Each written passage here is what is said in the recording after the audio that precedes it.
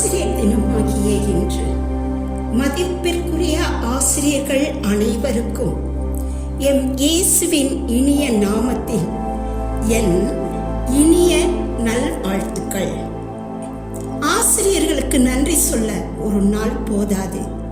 இருப்பினும் ஆசிரியர்களுக்கு நன்றி செலுத்தும் வகையில் செப்டம்பர் 5ஆம் தேதியை ஒவ்வொரு ஆண்டும் ஆசிரியர் தினமாக கொண்டாடி வருகிறோம். இயேசு கிறிஸ்து ஒரு சிறந்த ஆசிரியர் என்பதை உங்களோடு பகிர்ந்து கொள்வதில் மகிழ்ச்சி அடைகிறேன். நம் இயேசு கிறிஸ்து உன்னதத்தில் இருந்து உலகிற்கு வந்த மாபெரும் ஒப்பற்ற இணையற்ற தெய்வீக ஆசிரியர் என்பதுதான் உண்மை. அவரிடத்தில் தெய்வீகமும் மனிதமும் இணைந்து காணப்பட்டன. இயேசு கிறிஸ்துவின் பணி வாழ்வில் இருந்து நாம் தெரிந்து கொள்ள வேண்டிய உண்மை என்னவெனில், இயேசு கிறிஸ்து எவற்றையெல்லாம் போதித்தாரோ அவற்றை தாமே வாழ்ந்து காட்டினார். ஆசிரியர்களாகிய நம் வாழ்வே போதனையாக வேண்டும், போதனையே வாழ்வாக வேண்டும் என்பதை நம் இயேசு வாழ்ந்து காண்பித்தார். இயேசுவின் பணிவு. இயேசு வாழ்ந்த காலத்தில் சிறப்பான விருந்துகளுக்கு முன் அழைக்கப்பட்ட விருந்தினர் காலடிகளை கழுவுவது அன்றைய நடைமுறையாக இருந்தது. சீடர்கள் குருவின் காலடிகளை கழுவும் வழக்கம் உண்டு.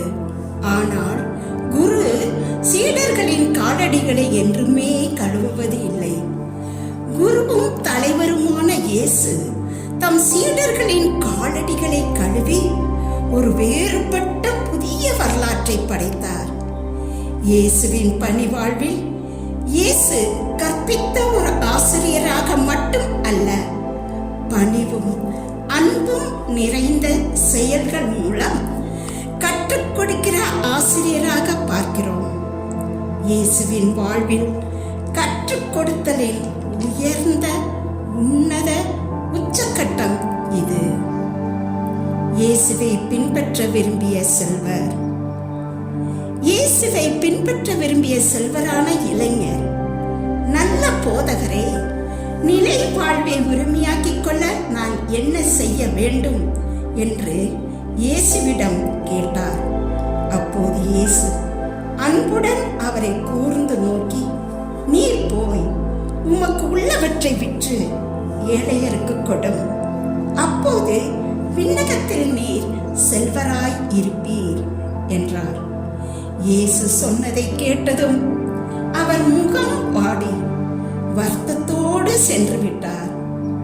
இதிலிருந்து இயேசு ஆசிரியர்களாகிய நமக்கு கற்றுத்தருவது என்னவென்றால், மாணவர்களது ஆன்மீக வாழ்க்கைக்கு, இதய தூய்மைக்கு நம் வாழ்வு உந்து சக்தியாக இருக்க வேண்டும் என்பதே. உலக செல்வங்களில் பற்று உள்ளவர்களாக வாழ்கின்றவர்களை புனிதர்களாக மாற்ற உன்னதத்தில் இருந்து இறங்கி வந்த அதிசயமான ஆச்சரியமான தெய்வீக ஆசிரியர் அல்லவா நம் இயேசு. இதன் மூலம் தெய்வீகமான புதிய சமுதாயத்தை உருவாக்கினார். மனதார முழுமையாக மன்னித்தல்.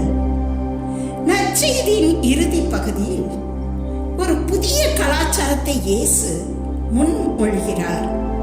மத்தேயு 5:44 கூறியுள்ளபடி, உங்கள் பகைவரிடம் அன்பு கூறுங்கள், உங்களை துன்புறுத்துவோருக்காக இறைவனிடம் வேண்டுங்கள் என்றார்.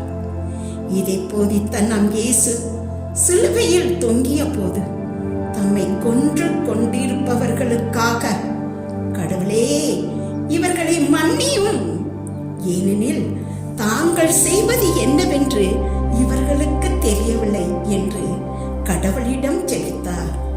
இங்கு மன்னிப்பின் உச்சக்கட்டம் என்னவென்றால், இயேசு தம் உயிரை நமக்காக கொடுத்து மன்னிப்புதான் அன்பு, அன்புதான் மன்னிப்பு என்ற தெய்வீக பாடத்தை நமக்கு கற்றுத்தந்ததே.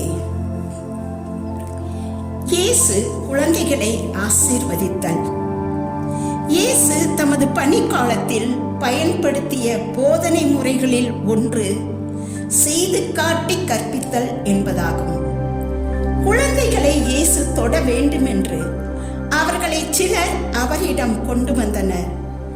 இதை கண்ட சீடர்கள் அவர்களை அதட்டினர். ஆனால் இயேசு, சிறு பிள்ளைகளை என்னிடம் வரவிடுங்கள், அவர்களை தடுக்காதீர்கள், ஏனெனில் விண்ணரசு இத்தகையோருக்கே உரியது என்று கூறினார். அவர் குழந்தைகளை தொட்டு ஆசி வழங்கினார். இறைய ஆட்சியை சிறு பிள்ளையை போல் ஏற்றுக்கொள்ளாதோர் விண்ணரசிற்குள் நுழைய மாட்டார் என்று செய்து காட்டி போதித்தார். இதன் மூலம் தம் மாணவர்களுக்கு, அதாவது தமது சீடர்களுக்கு மட்டுமல்லாமல் உலகிற்கே இந்த மாபெரும் தெய்வீக உண்மையை செய்து காட்டி விளக்கினார்.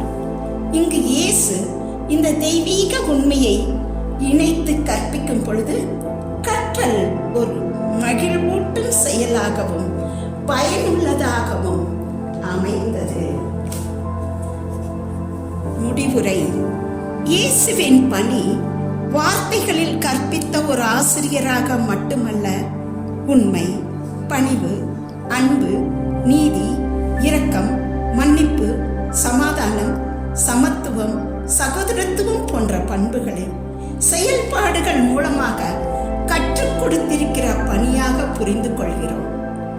தம் பணியின் மூலமாக ஒரு பணியாளராக, ஒரு ஊழியராக, ஒரு தொண்டராக இயேசு இங்கே தம்மை வெளிப்படுத்துவது மிகச் சிறந்த ஒரு படிப்பினையின் வெளிப்பாடு என்றும் மிக சிறந்த கற்றுக் கொடுத்தலின் உச்சம் என்றும் நாம் உணர்கிறோம்.